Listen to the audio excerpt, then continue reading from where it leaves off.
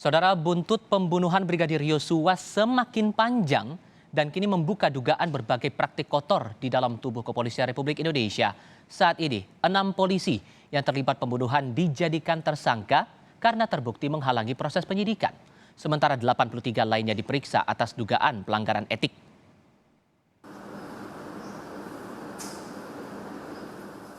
Kepolisian Republik Indonesia kembali dihajar badai sebagai buntut atas pembunuhan Brigadir Yosua yang diduga dilakukan atasannya sendiri, Irjen Verdi Sambo. Tak berhenti hanya di kasus pembunuhan, ada pula upaya membuat skenario palsu dan menghalangi proses penyidikan. Dari personil yang sudah dipatsuskan ini ada 15 orang, penyidik melakukan pemeriksaan mendalam, maka terdapat 6 orang dari hasil pemeriksaan yang patut diduga melakukan tindak pidana, yaitu obstruction of justice, menghalangi penyidikan. Oleh karena itu, dalam waktu dekat, saya ulangi namanya, tentu 1 FS, kedua BJP HK, yang ketiga KPP ANP, yang keempat AKBP AR, yang kelima Kompol BW, dan yang keenam Kompol CP. 83 polisi lain juga tengah diperiksa atas dugaan pelanggaran etik. Apalagi penyelidikan demi penyelidikan menguak berbagai kasus baru, termasuk dugaan aliran uang haram pada sejumlah anggota polisi yang dekat dengan Verdi Sambo. Kalau tampak melihat ada 3 episode. Episode pertama itu soal rekayasa, udah runtuh. Kedua yang sekarang ini kan pengumuman terakhir soal posisi PC dan juga obstruction of justice. Tetapi jangan salah, masih ada, yaitu soal dugaan suap. Apakah juga uang itu mengedar kepada kawan-kawan yang 83 ini atau ke penasehat. Janji 44 miliar. Jadi belum rentuh sepenuhnya begitu menurut Anda? Enggak, ini kan itu yang saya bilang buka-bukaan. Kapolri pun sadar sorotan tajam tengah mengarah pada institusinya. Tidak ada pilihan lain selain serius membersihkan jajaran. Apalagi tekanan tidak hanya datang dari publik, melainkan juga pemimpin tertinggi Republik ini.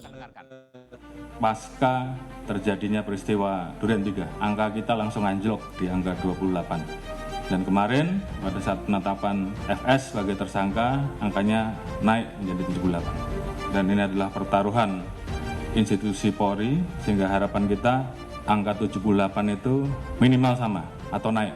Sesuai dengan arahan Bapak Presiden, bahwa kita tidak akan ada yang ditutup-tutupi, semua kita buka sesuai fakta, ungkap kebenaran apa adanya. Jadi itu yang menjadi pegangan 3.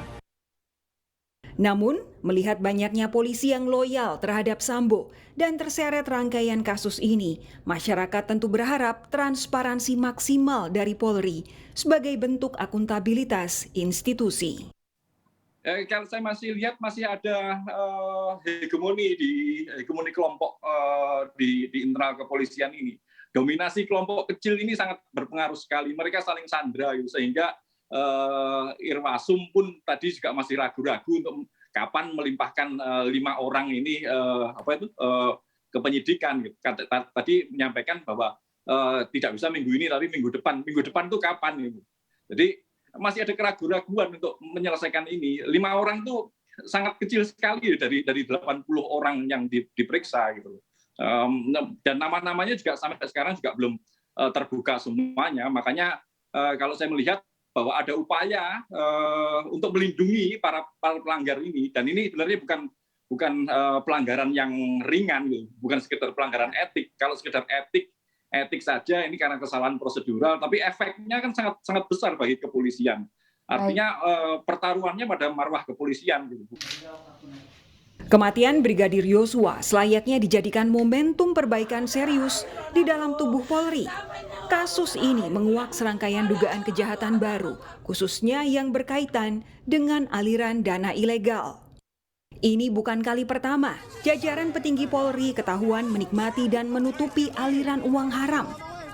Hanya transparansi dan akuntabilitaslah yang bisa membuat Polri memperbaiki nama institusi mereka sendiri.